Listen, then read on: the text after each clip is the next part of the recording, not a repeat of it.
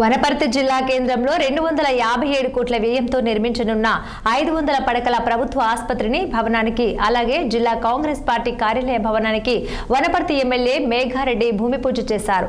ఈ సందర్భంగా ఎమ్మెల్యే మాట్లాడుతూ మెడికల్ కాలేజీకి అనుబంధంగా 500 పడకల ఆసుపత్రి నిర్మాణానికి వైద్య శాఖ మంత్రి దామోదర రాజనరసింహ గత మార్చిలో శంకుస్థాపన చేసిన విషయాన్ని గుర్తు చేశారు।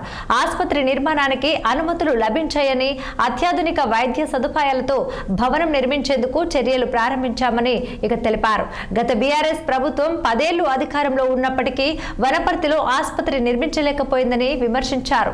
ఆ ఆసుపత్రిని అనతి కాలంలోనే పూర్తి చేసి ప్రజలకు అందుబాటులోకి తేవాలని సంకల్పబద్ధంగా పనిచేస్తున్నామని వెల్లడించారు।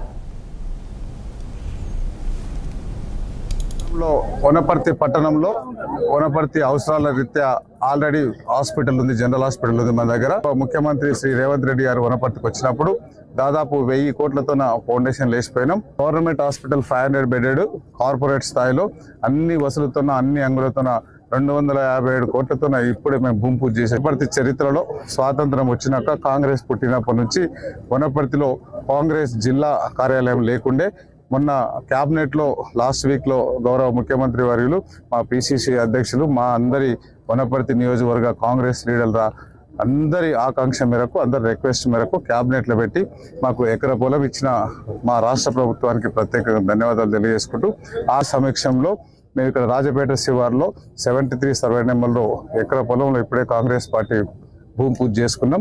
ఈ భూమి పూజ కార్యక్రమంలో పాల్గొన్న మా కాంగ్రెస్ కుటుంబ సభ్యులందరికీ ప్రత్యేకంగా పేరు పేరున నమస్కారం తెలియజేసుకుంటూ ఇదొక చరిత్రాత్మక కట్టడం లాగా కట్టాలనేది మాకు ఇంటెన్షన్। ఒక హైయర్ ఎలివేషన్ లో ఉంది ఇక్కడ ప్లేసు।